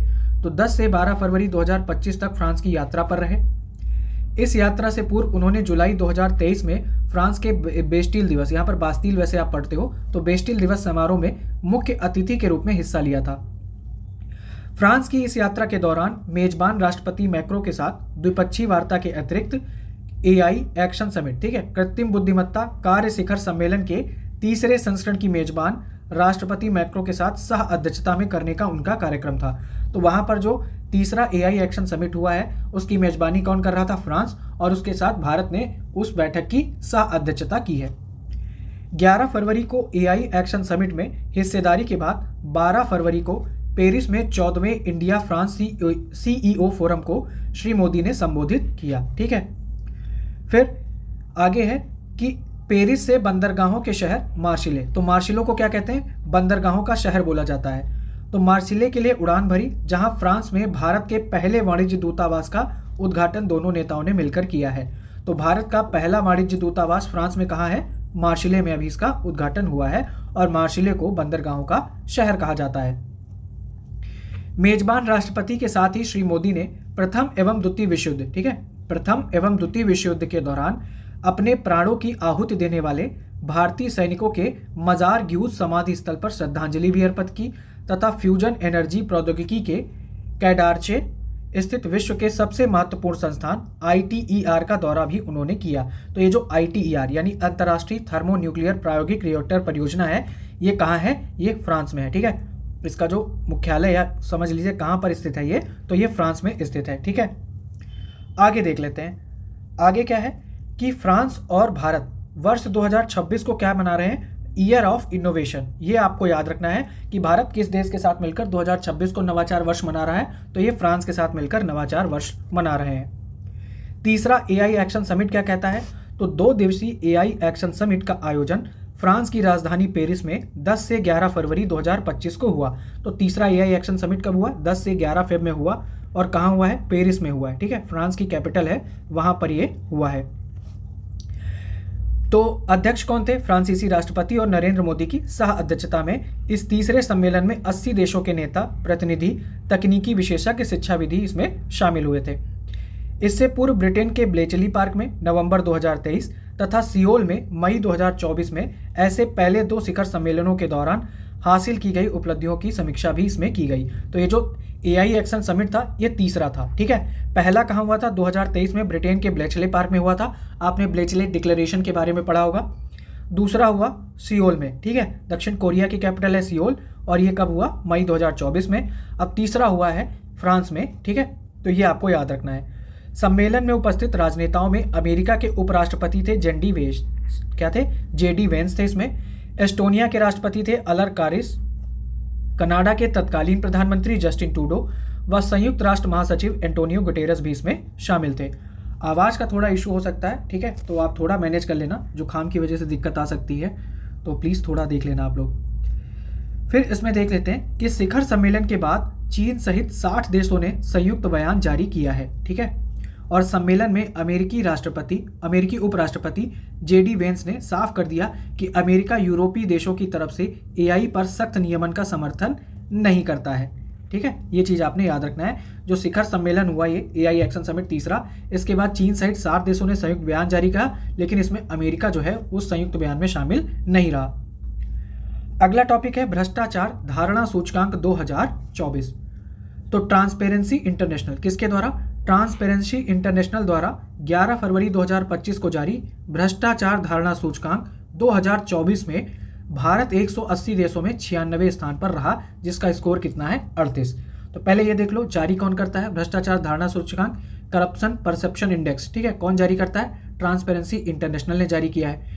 कितने देश शामिल हैं? 180 देशों की रैंकिंग की गई है, जिसमें इंडिया की रैंक कितनी है? 96 है। कितने में? 180 में, ठीक है। तो इंडिया 96 रैंक पे है और 180 देशों में।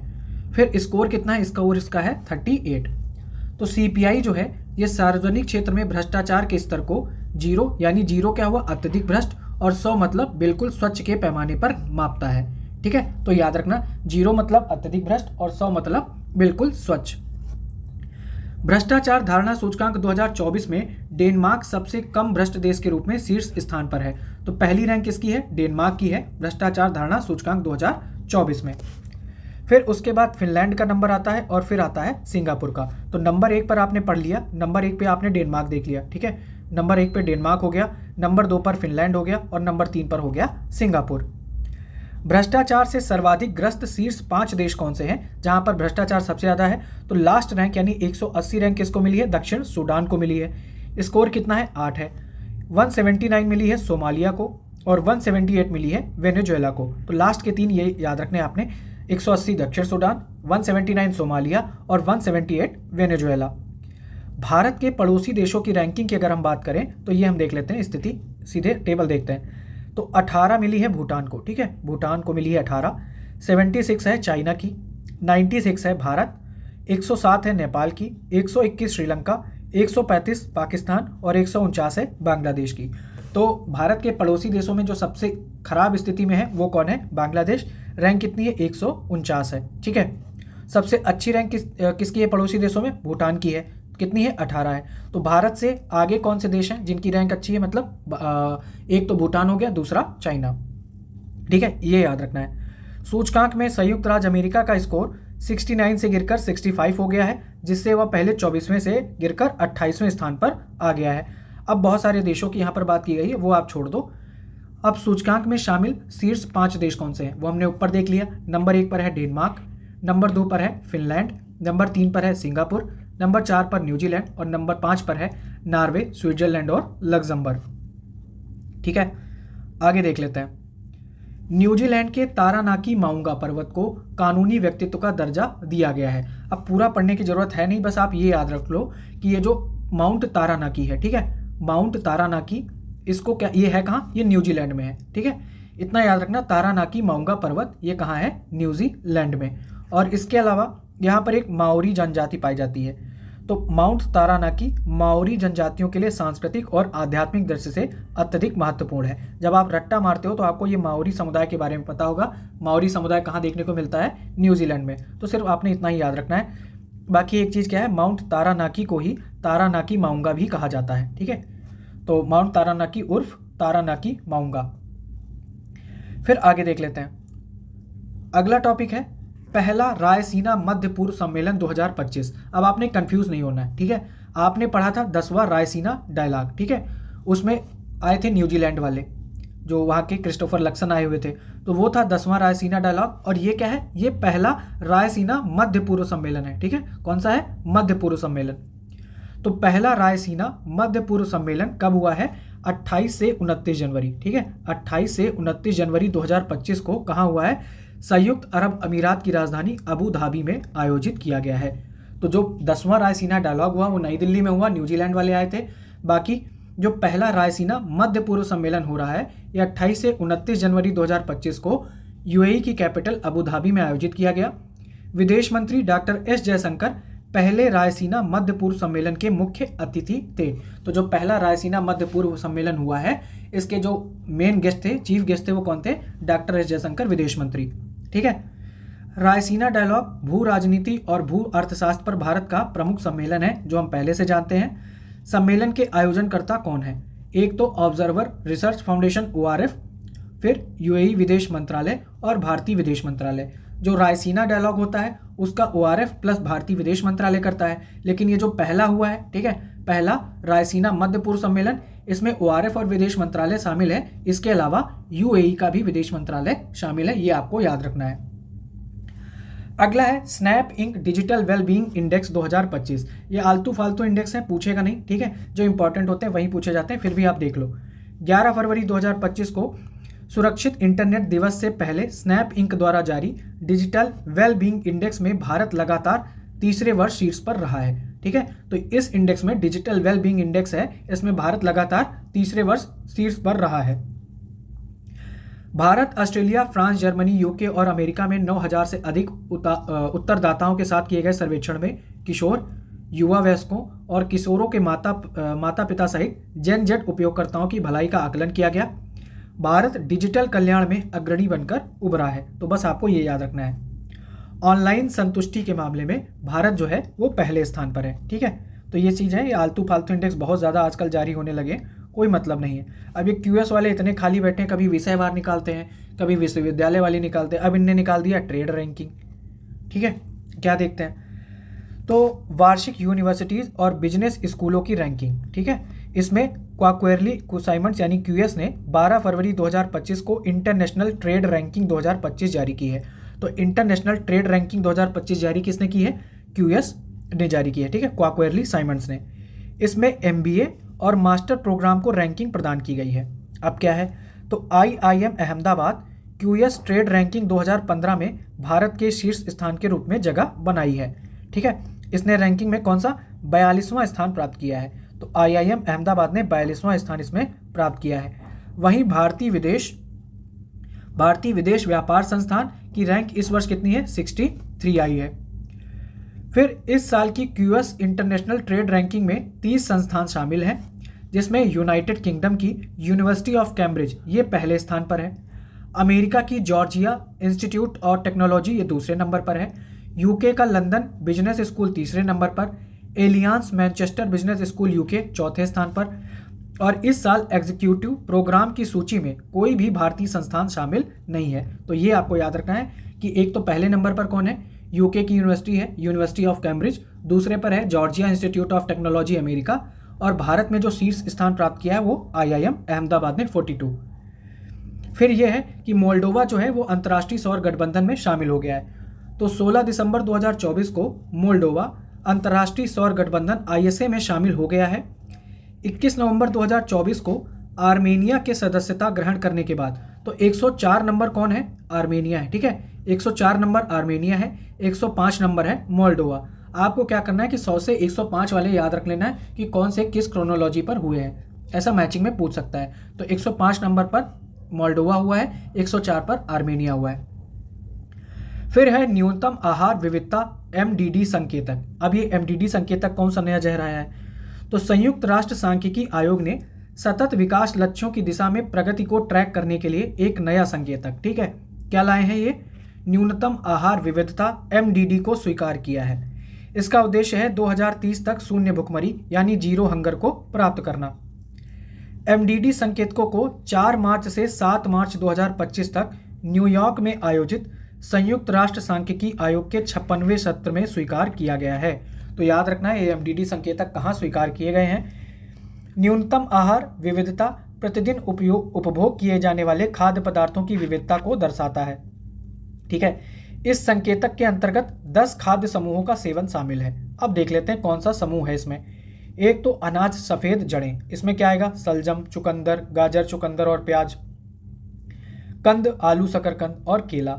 दालों में बीन्स, मटर और मसूर, मेवे और बीज तीसरे पर, चौथे पर दूध और दूध से बने उत्पाद, पांचवें पर मांस, मुर्गी एवं मछली, 6 पर अंडे, 7 पर हरी पत्तेदार सब्जियां, 8 पर विटामिन ए युक्त फल और सब्जियां, 9 पर अन्य और 10 पर अन्य सब्जियां, ठीक है। तो ये 10 खाद्य समूह इसमें शामिल किए गए हैं MDD में। इसके अलावा इसमें कुछ खास है नहीं, अगर आपको पढ़ना हो तो PDF आपके पास होगी, आप देख लेना अगर आपको कुछ लगे। आगे देख लेते हैं संयुक्त अरब अमीरात की ब्लू वीजा प्रणाली। तो ये आपको याद रखना है ब्लू वीजा प्रणाली कौन सी है, किसकी है, किस देश की है। तो ब्लू वीजा प्रणाली किसकी है, संयुक्त अरब अमीरात की है। तो संयुक्त अरब अमीरात ने ब्लू वीजा प्रणाली का पहला चरण पेश किया है, जो पर्यावरणीय स्थिरता में योगदान देने वाले व्यक्तियों को 10 साल की रेजिडेंसी प्रदान करता है, ठीक है।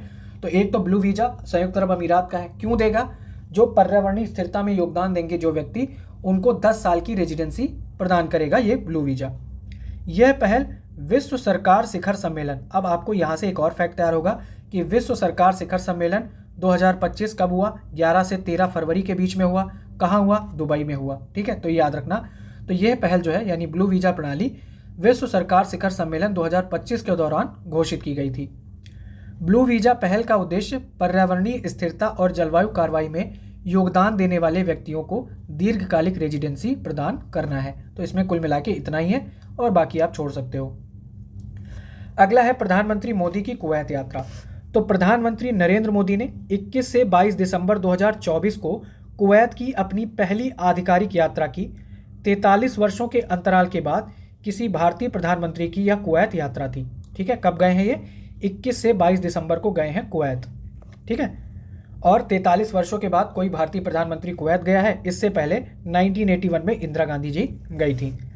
अपनी इस यात्रा के दौरान 21 दिसंबर को प्रधानमंत्री मोदी ने प्रवासी भारतीयों के कार्यक्रम हाला मोदी को संबोधित किया।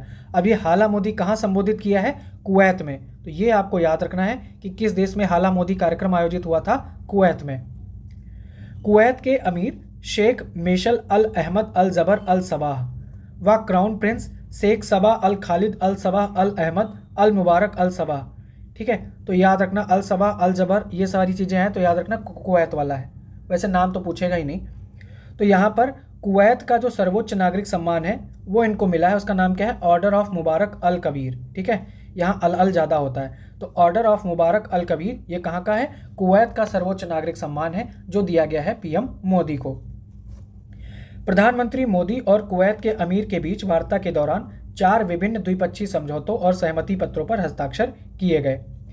इनमें रक्षा सहयोग पर समझौता ज्ञापन हुआ है, सांस्कृतिक आदान प्रदान पर हुआ है, खेल के क्षेत्र में हुआ है और कुवैत के अंतर्राष्ट्रीय सौर गठबंधन में शामिल होने से समझौता हुआ है। कुवैत भारत के लिए खनिज तेल का छठा बड़ा आपूर्तिकर्ता देश है। ठीक है, तो खनिज तेल हम कुवैत से भी मंगाते हैं, तो बस इतना याद रखना है, छठा आपूर्तिकर्ता देश है। अगला टॉपिक है 8वां हिंद महासागर सम्मेलन। कौन सा संस्करण था? 8वां है। तो इंडिया फाउंडेशन के नेतृत्व में ओमान के विदेश मंत्रालय व सिंगापुर स्थित Rajaratnam school of international studies RSIS के सहयोग से 8वें हिंद महासागर सम्मेलन का आयोजन ओमान के मस्कट में कब हुआ है? 16 से 17 फरवरी को हुआ है। ठीक है, 16 से 17 फरवरी 2025 को हुआ है 8वां हिंद महासागर सम्मेलन। कहाँ हुआ है? ओमान की कैपिटल मस्कट में। किसके नेतृत्व में? इंडिया फाउंडेशन के नेतृत्व में। और कौन इसमें शामिल था? ओमान का विदेश मंत्रालय था और साथ ही Rajaratnam school of international studies Singapore इसमें शामिल थे। इसमें आगे है कि 2 दिन तक चले इस सम्मेलन का विषय क्या था कि समुद्री साझेदारी के लिए एक नए क्षितिज की यात्रा है, यानी voyage to new horizon for maritime partnership. ठीक है, voyage to new horizon of maritime partnership. ठीक है, फिर आगे देखते हैं। और हिंद महासागर क्षेत्र के देशों को साथ लाने तथा क्षेत्रीय सहयोग की संभावनाओं पर विचार विमर्श के उद्देश्य से हिंद महासागर सम्मेलन का आयोजन इंडिया फाउंडेशन द्वारा 2016 से प्रतिवर्ष किया जा रहा है। पहला हिंद महासागर सम्मेलन कब हुआ था? 2016 में सिंगापुर में किया था। इतना याद रखो, बाकी दूसरा तीसरा चौथे की जरूरत है नहीं। रहने के लिए विश्व के 50 सर्वश्रेष्ठ शहरों की टाइम आउट सूची जारी की गई है। तो एक ब्रिटिश कंपनी है टाइम आउट, इसने सर्वश्रेष्ठ 50 शहरों का आकलन से संबंधित एक रिपोर्ट जारी की है और इसमें कहा है कि 44 विभिन्न मानदंड, ठीक है, उन 50 शहरों का आकलन किस पे किया गया है?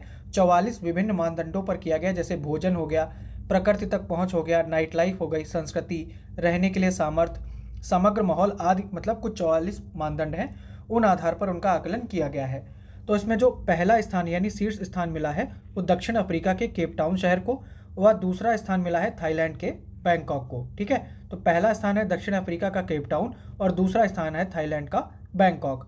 यहाँ पर देख लीजिए टेबल, ऊपर देखने की ज़्यादा जरूरत नहीं पड़ेगी। तो 2025 में रहने के लिए विश्व के सर्वश्रेष्ठ शहर नंबर 1 पर कौन है? केप टाउन दक्षिण अफ्रीका। नंबर 2 पर है बैंकॉक थाईलैंड। नंबर 3 पर है न्यूयॉर्क अमेरिका।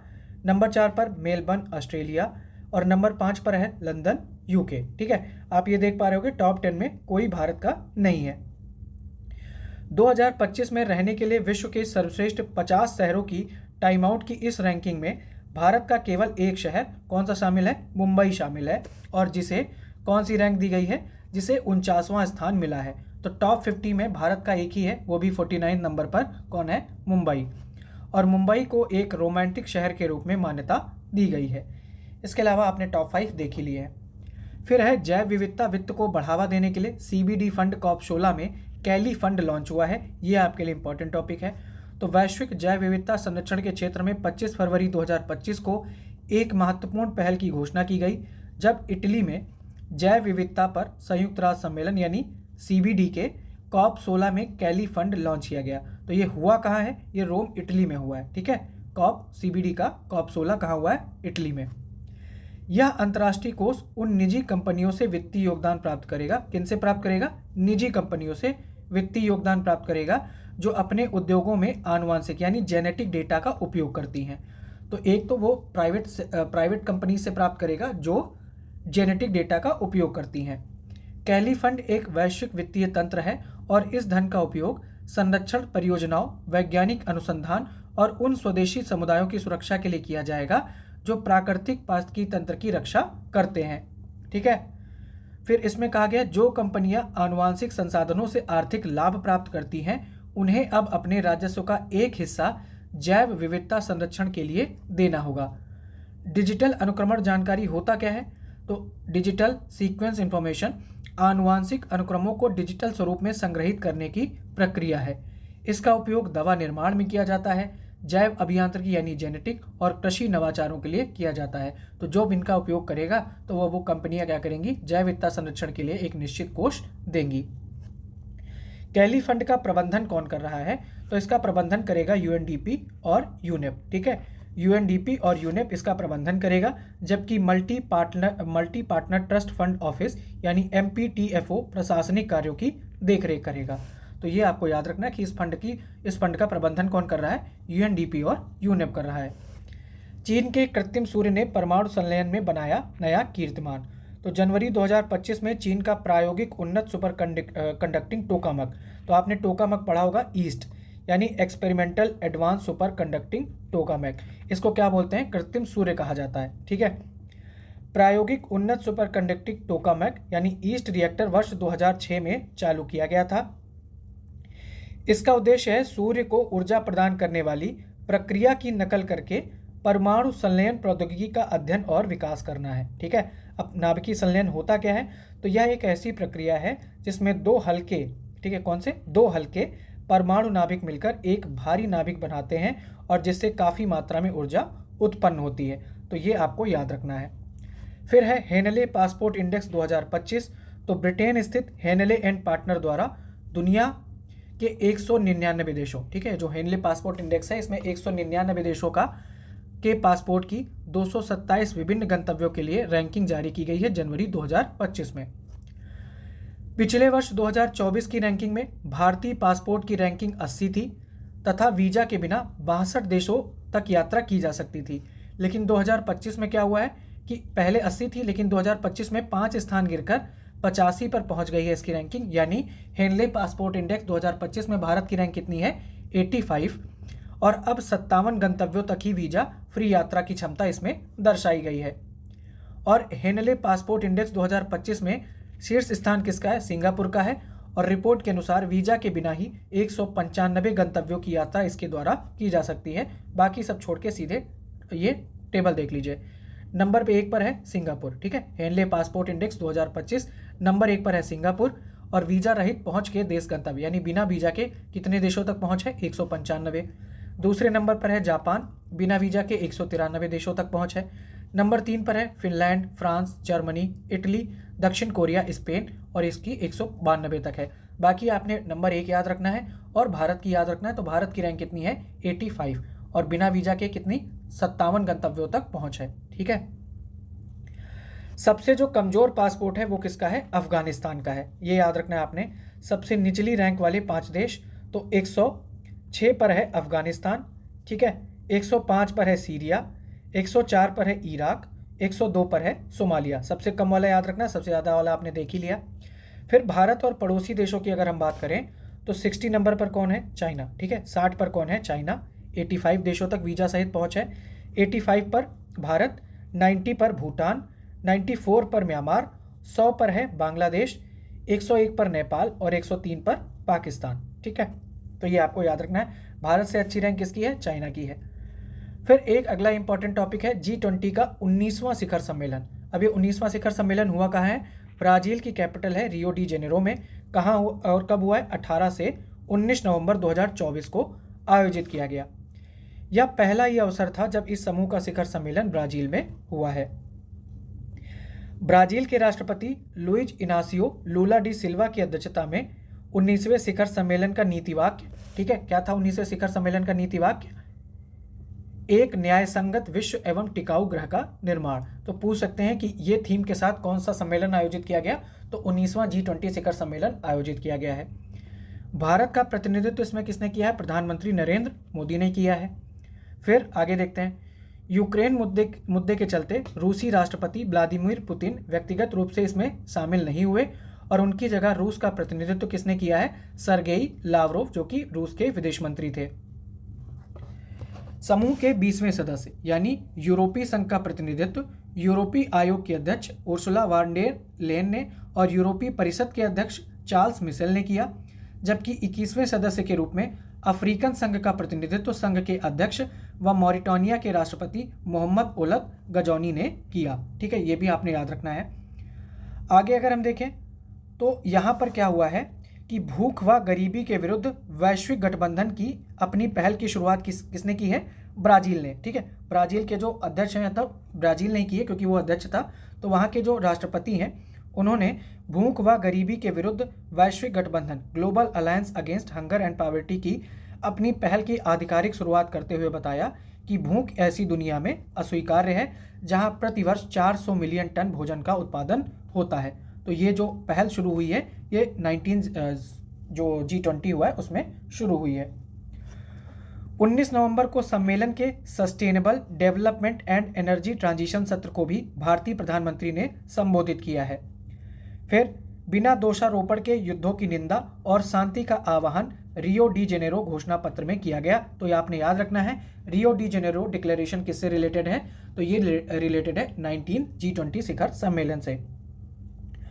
और इसमें क्या है, इस सम्मेलन में अरबपतियों पर ग्लोबल टैक्स का आह्वान भी इसमें शामिल है। ठीक है, तो ये भी आपको याद रखना है। फिर 19 नवंबर को सम्मेलन की समाप्ति पर G20 की अध्यक्षता दक्षिण अफ्रीका के राष्ट्रपति सिरिल रामाफोसा को लूला डी सिल्वा ने सौंपा है। इसका मतलब क्या है, जो आगामी 20वां शिखर सम्मेलन होगा G20 का 2025 में, उसकी अध्यक्षता कौन करेगा, दक्षिण अफ्रीका करेगा। फिर अगला टॉपिक है प्रधानमंत्री मोदी की नाइजीरिया और गुयाना की यात्रा। तो ये कब से कब तक, तो प्रधानमंत्री एक उच्च स्तरीय शिष्टमंडल के साथ 16 से 21 नवंबर 2024, ठीक है, नाइजीरिया, ब्राजील और गुयाना की यात्रा की इन्होंने। तो नाइजीरिया के राष्ट्रपति बोला अहमद टिनुबू के नियंत्रण पर नाइजीरिया पहुंचे और वहां पर उनका भव्य स्वागत हुआ नाइजीरिया की कैपिटल अबुजा में। नाइजीरिया ने, ठीक है, इन्हें अपने देश का दूसरा, ये याद रखिएगा, देश का दूसरा बड़ा नागरिक, अपना सर्वोच्च नागरिक सम्मान नहीं, देश का दूसरा बड़ा नागरिक सम्मान दिया है, grand commander of the order of the niger. ठीक है, फिर इससे पहले केवल एक विदेशी हस्ती, ब्रिटेन की दिवंगत महारानी एलिजाबेथ द्वितीय को 1969 में ये अवार्ड दिया गया था और अब प्रधानमंत्री नरेंद्र मोदी को मिला है।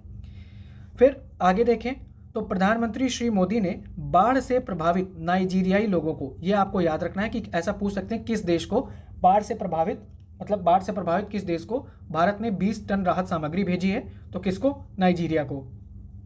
ठीक है, फिर आगे गुयाना की यात्रा थी। तो गुयाना की यात्रा 56 वर्ष के अंतराल के बाद किसी भारतीय प्रधानमंत्री ने की है और जॉर्ज टाउन में, जो गुयाना की कैपिटल है जॉर्ज टाउन, वहाँ पर इनका स्वागत मेजबान राष्ट्रपति डॉक्टर मोहम्मद इरफान अली ने किया है। जॉर्ज टाउन में 20 नवंबर को मोदी ने दूसरे भारत कैरिकॉम शिखर सम्मेलन की सह अध्यक्षता कैरिकॉम अध्यक्ष डिकॉन मिशेल, जो कि ग्रेनेडा के प्रधानमंत्री हैं, उनके साथ की। ठीक है, तो याद रखना है, तो ये जो दूसरा भारत कैरिकॉम शिखर सम्मेलन है, इसकी अध्यक्षता किसने की है, ग्रेनेडा के साथ भारत ने इसकी सह अध्यक्षता की है। अब इसमें कौन कौन शामिल हुआ है ये उतना इंपॉर्टेंट बात है नहीं, अगर आपको देखना हो तो आप देख लेना। बाकी आगामी जो तीसरा भारत कैरिकॉम शिखर सम्मेलन है वो भारत में करने की घोषणा प्रधानमंत्री मोदी ने की है। तो ये याद रखना है, जो पहला भारत कैरिकॉम शिखर सम्मेलन हुआ वो 2019 में हुआ था न्यूयॉर्क में। अब दूसरा जो भारत कैरिकॉम शिखर सम्मेलन 2024 में हुआ वो कहाँ हुआ है, जॉर्ज टाउन गुयाना में। ठीक है, तीसरा कहाँ होगा, तीसरा होगा भारत में, तीसरा भारत कैरिकॉम शिखर सम्मेलन होगा भारत में। ठीक है, फिर गुयाना के राष्ट्रपति डॉक्टर मोहम्मद इरफान अली ने श्री मोदी को अपने देश का सर्वोच्च राष्ट्रीय पुरस्कार दिया है, द ऑर्डर ऑफ एक्सीलेंस। ये किसका है, गुयाना का सर्वोच्च नागरिक पुरस्कार है और ये इनको मिला है प्रधानमंत्री मोदी को। फिर अगला है ग्लोबल फायर पावर रैंकिंग 2025। तो सेनाओं की क्षमता का आकलन करने वाली अंतर्राष्ट्रीय सामरिक अध्ययन संस्थान IISS, ठीक है, इसने वैश्विक रक्षा खर्च 2.46 ट्रिलियन डॉलर तक पहुंच गया है, ऐसा उन्होंने बोला है। वैश्विक GDP में रक्षा खर्च का औसत हिस्सा बढ़कर कितना हो गया है, 1.9% हो गया है। ग्लोबल फायर पावर इंडेक्स 145 देशों को उनकी पारंपरिक सैन्य ताकत के आधार पर रैंक प्रदान करता है। कितने देशों को, 145 देशों को। अब देखते हैं रक्षा बजट पर खर्च के मामले में शीर्ष 10 देश। तो सबसे ज़्यादा रक्षा बजट किसका है, नंबर 1 पर है संयुक्त राज्य अमेरिका, नंबर 2 पर है चाइना, नंबर 3 है रूस, नंबर 4 पर है भारत और नंबर 5 पर है दक्षिण यूरोप। तो इतना ही याद रखना है कि रक्षा बजट खर्च के मामले में टॉप 5 कंट्रीज याद रखना है। नंबर 1 पर कौन है, संयुक्त राज्य अमेरिका, नंबर 2 पर चाइना, नंबर 3 पर रूस और नंबर 4 पर है भारत, जबकि 5 पर है दक्षिण यूरोप। ठीक है, भारत जो है वो चौथे स्थान पर है, ये हमने देख ही लिया है। आगे है global fire power ranking. Global fire power ranking 2025 में सैन्य क्षमता रैंकिंग में शीर्ष 10 देश, मतलब किन देशों की सैन्य क्षमता सबसे ज़्यादा है, तो उसमें अमेरिका की सबसे ज़्यादा है। ठीक है, रूस की दूसरे पर है, नंबर 3 पर चाइना की है और नंबर 4 पर भारत की। यानी जो रक्षा बजट है उसमें भी भारत चौथे नंबर पर है और सैन्य क्षमता के मामले में भी भारत चौथे नंबर पर है, जबकि रक्षा बजट के मामले में अमेरिका 1 नंबर पर और सैन्य क्षमता के मामले में नंबर 1 पर। रक्षा बजट में दूसरे मामले में चीन है, जबकि सैन्य क्षमता के मामले में रूस दूसरे नंबर पर है। तो ये आपको थोड़ा सा ध्यान देना इस पे।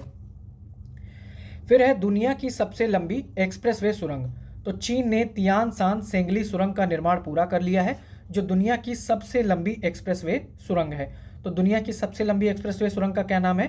तियानशान सेंगली सुरंग, और कहाँ है? चाइना। इसका निर्माण इसने पूरा कर लिया है और ये झिंजियांग उइगर स्वायत्त क्षेत्र के भीतर कनेक्टिविटी को बढ़ाएगी।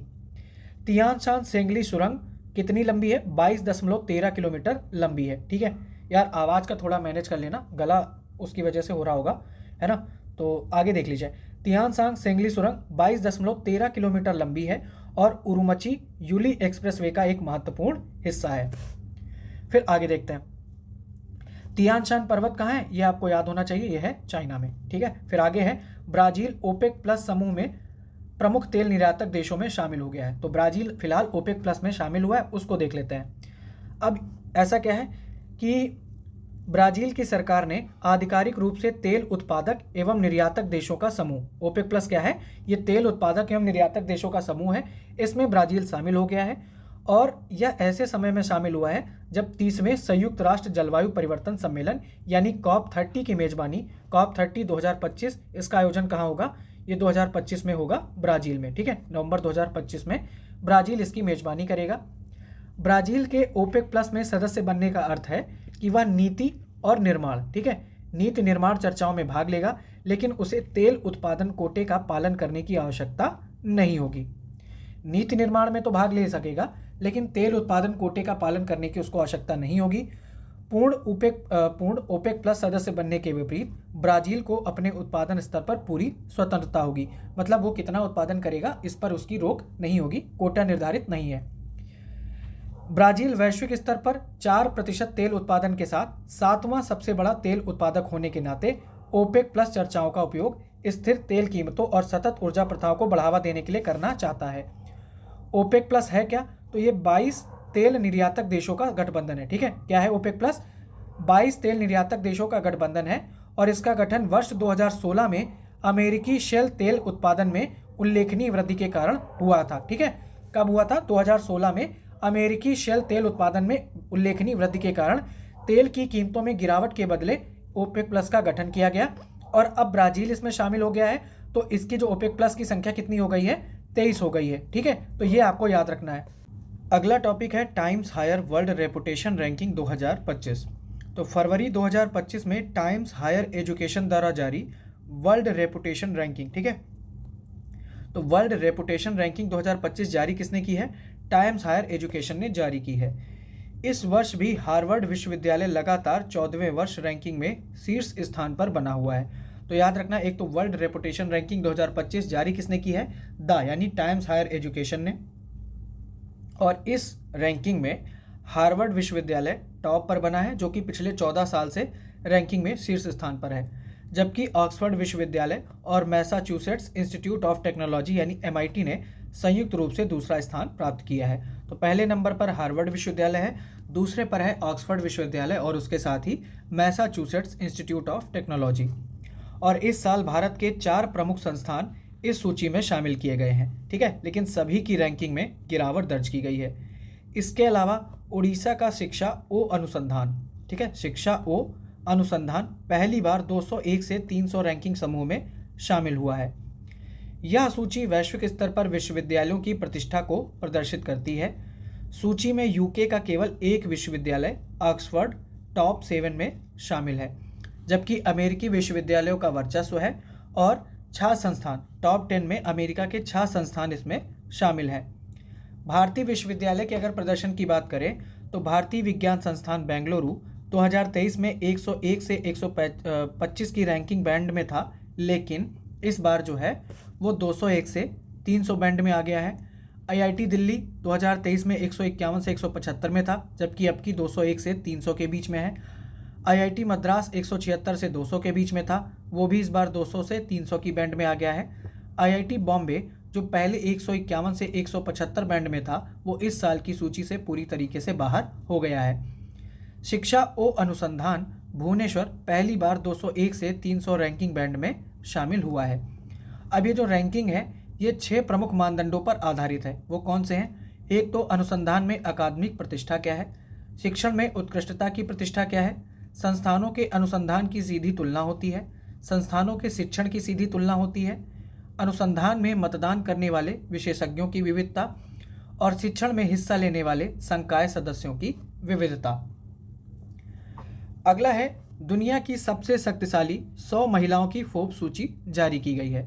तो दुनिया की प्रतिष्ठित पत्रिका है फोर्ब्स, इसने साल 2024 की 100 सबसे शक्तिशाली महिलाओं की सूची फरवरी 2025 में जारी की गई है और इस सूची में 3 भारतीय महिलाओं को शामिल किया गया है, यानी टॉप 100 मोस्ट पावरफुल वीमेन की कैटेगरी जारी की गई है, रैंकिंग जारी की गई है फोर्ब्स की तरफ से, जिसमें टॉप 10 में एक भी भारतीय महिला शामिल नहीं है। ठीक है, फिर अगर बात करें तो टॉप 10 की सूची में नंबर 1 पर कौन है? उर्सुला वान डेर लेन है। ठीक है, उर्सुला वान डेर लेन जो टॉप 10 में नंबर 1 पर हैं, जो यूरोपीय आयोग की अध्यक्ष हैं। ठीक है, दूसरे नंबर पर हैं यूरोपीय सेंट्रल बैंक की अध्यक्ष क्रिस्टीना लेगार्ड। तो ये आपको याद रखना है, नंबर 1 और नंबर 2 पर। फिर फोर्ब्स की लिस्ट में तीसरे नंबर पर कौन है? जॉर्जिया मेलोनी, जो इटली की प्रधानमंत्री हैं। फिर अगर भारत के बारे में बात करें तो 28वें नंबर पर वित्त मंत्री निर्मला सीतारमण को रखा गया है। ठीक है, 81वें स्थान पर रोशनी नादर मल्होत्रा को रखा गया है, जो HCL टेक्नोलॉजी की अध्यक्ष हैं, HCL टेक्नोलॉजीज की अध्यक्ष और HCL कॉरपोरेशन की CEO हैं। फिर इस सूची में 82, ठीक है, 82वें नंबर पर कौन है? किरण मजूमदार शाह हैं। तो 28 पर है निर्मला सीतारमण, 81 पर है रोशनी नादर मल्होत्रा, ठीक है, 82 पर है किरण मजूमदार, और ये बायोकॉन की संस्थापक हैं, जो कि एक बायोफार्मास्यूटिकल कंपनी है। जबकि पहली रैंक पर कौन था? उर्सुला वान डेर लेन, दूसरे पर क्रिस्टीना लेगार्ड और तीसरे पर थी जॉर्जिया मेलोनी। फिर आगे देखते हैं, मेटा की सबसे लंबी सबसी केबल परियोजना है वाटर वर्थ। तो वाटर वर्थ परियोजना किसकी है? मेटा की है। तो सोशल मीडिया प्लेटफॉर्म मेटा ने AI संचालित सबसी केबल अवसंरचना के साथ वैश्विक कनेक्टिविटी बढ़ाने के लिए प्रोजेक्ट वाटर वर्थ की घोषणा फरवरी 2025 में की है। अब ये जो प्रोजेक्ट वाटर वर्थ है, इसका उद्देश्य क्या होगा कि दुनिया की सबसे लंबी और उच्चतम क्षमता वाली सबसी केबल प्रणाली स्थापित करके वैश्विक डिजिटल बुनियादी ढांचे को बढ़ाना है, जो पृथ्वी की परिधि से भी अधिक लंबी 50,000 किलोमीटर से अधिक लंबी होगी। यह परियोजना अमेरिका, भारत, ब्राज़ील, दक्षिण अफ्रीका और ऑस्ट्रेलिया सहित 5 महाद्वीपों को जोड़ेगी। ठीक है, याद रखिएगा, अमेरिका, भारत, ब्राज़ील, दक्षिण अफ्रीका और ऑस्ट्रेलिया सहित 5 महाद्वीपों को जोड़ेगी और इस केबल परियोजना के वर्ष 2030 तक शुरू होने की संभावना है। सबसी केबल समुद्र तल पर बिछाई जाने वाली उच्च क्षमता वाली ऑप्टिकल फाइबर केबल है। ठीक है, अगला टॉपिक क्या है? बाकी सब छोड़ दो। अगला है मेजराना। ये विश्व की पहली क्वांटम चिप है। तो याद रखना है, मेजराना 1 क्या है? विश्व की पहली क्वांटम चिप है, जिसका उद्देश्य है क्वांटम कंप्यूटिंग में क्रांति लाना। ठीक है, मेजराना 1 पहला क्वांटम चिप है जो टोपोलॉजिकल सुपरकंडक्टर यानी टोपो कंडक्टर का उपयोग करता है। यह पारंपरिक ठोस, तरल या गैसीय अवस्थाओं से अलग एक नई टोपोलॉजिकल अवस्था बनाता है। बाकी कुछ याद करने की जरूरत नहीं है, याद रखना मेजराना 1 है क्या बेसिकली। तो ये विश्व की पहली क्वांटम चिप है। दूसरा है, यूके ने चागोस द्वीप समूह को मॉरिशस को सौंपने पर सहमति जताई है। तो चागोस द्वीप है कहाँ? इंडियन ओशन में है। किसके पास था? यूके के पास था। अब यूके कह रहा है कि मैं इसको मॉरिशस को दे दूंगा। तो बस आपने ये याद रखना है कि चागोस द्वीप पर पहले अधिकार किसका था और अब अधिकार किसका होगा। तो इस तरीके से घटनासार का जो अंतर्राष्ट्रीय घटनाक्रम है वो पूरा कवर हो गया है। जल्दी ही आपको नेक्स्ट वीडियो मिल जाएगा, जिसमें हम देखेंगे या तो चर्चित स्थल देखेंगे या उत्तर प्रदेश का समसामयिकी देखेंगे। ठीक है।